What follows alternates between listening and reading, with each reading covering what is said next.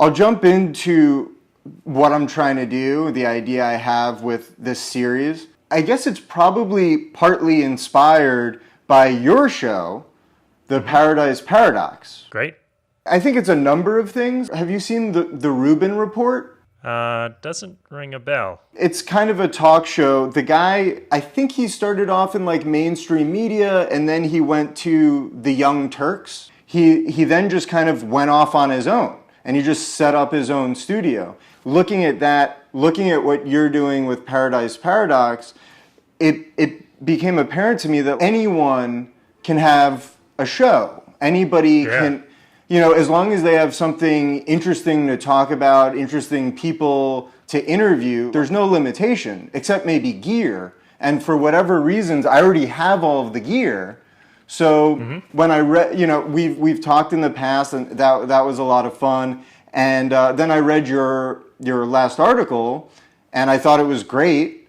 And I was like, oh, well, that would be a really fun thing to talk about, because when you're writing an article, you're faced with very different limitations, right? Like, you have to be concise, you have to be to the point. And I thought this might be an interesting medium for expounding on some of the stuff you talked about, because it's really complicated and deep stuff. And I think you did a great job of broaching the subject. So you just to clarify, so you're talking about my article about mental illness, or how to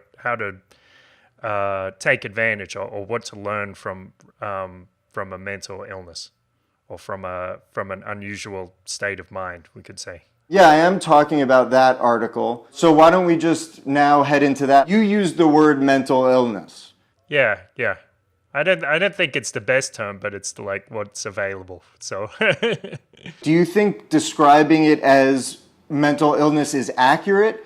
And if it were up to you, how would you describe the experience that you had? Right. Good question. Well, I know you're familiar with Sterlin's work, Sterlin Lujan.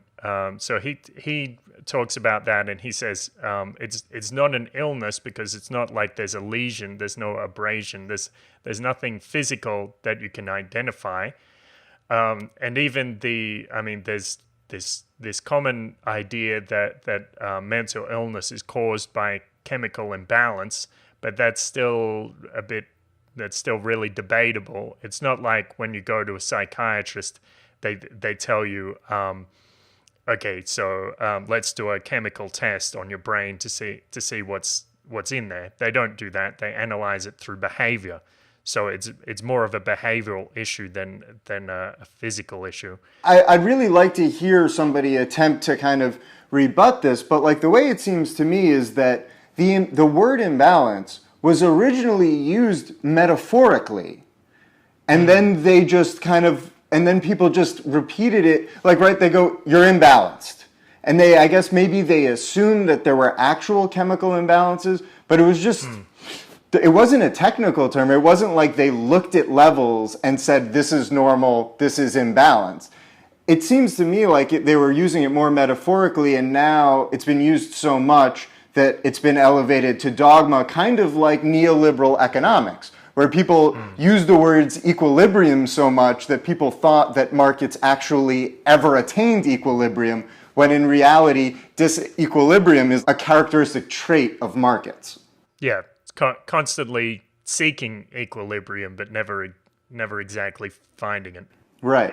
Yeah, it's like an unattainable ideal or something. But so I think you're probably right to some extent, but something I think I was watching a TED Talk the other day. I'm not sure if that's one you linked me to or a different one, but it was along these lines, talking about mental illness, and they talked about this book. I think it's called The Broken Brain, and so that provided this, like you said, like a dogma, and people said, well, we have this theory or this hypothesis, and it seems reasonable, and we expect the data to be filled in later. We'll color it in later, and they keep expecting that, but that's not necessarily what's happened. That's just what everyone's assuming. So if you were starting from scratch, you were born on a remote island and had no cultural cues, and you had the experience that you had, which we should go on to kind of delve into a bit deeper, like explain it. But if you had that experience and then got past it, how would you describe it? It's kind of difficult to take it out of context like that because, of course, part of the healing process, I guess, involves people around me. But I guess, so to kind of start from the start, I had this experience which a psychiatrist described as a psychotic break.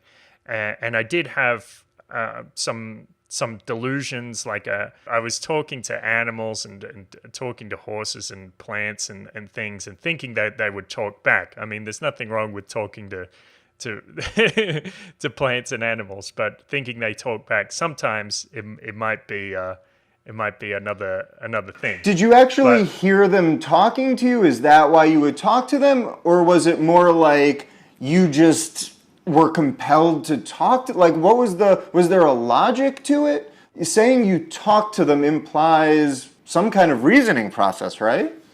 It's a tricky one to get into too, because the fact is, like a lot of these things people would describe as delusions, but some of the things that happened, I would say, were actually true. It's just that I got a little carried away, and started to think, well, if these things that I've been taught are firm and are laws and are, can't happen, are actually happening, then I have to assume that everything I know is wrong, which it sent me a little bit over the edge. But I do think telepathic experiences with plants and animals are possible. So that I guess for a lot of people that rules me out as loony.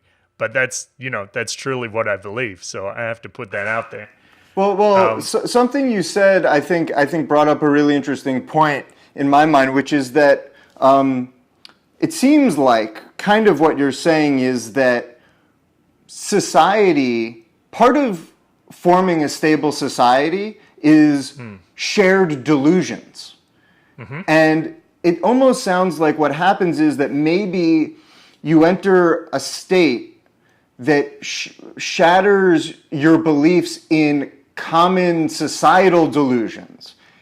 And then it shakes your confidence in like your perception of reality, because what you witness is, oh shit, that's not real. What else isn't real? And you start exploring other potential ideas, some of which may be true, some of which may be false. Does that make sense? Yes. So you have to kind of, well, in my case, I started again more or less from scratch and said, okay, well, I have to test everything a little bit to see what pushes back and what rules can be bent and what rules can be broken and what rules never existed in the first place.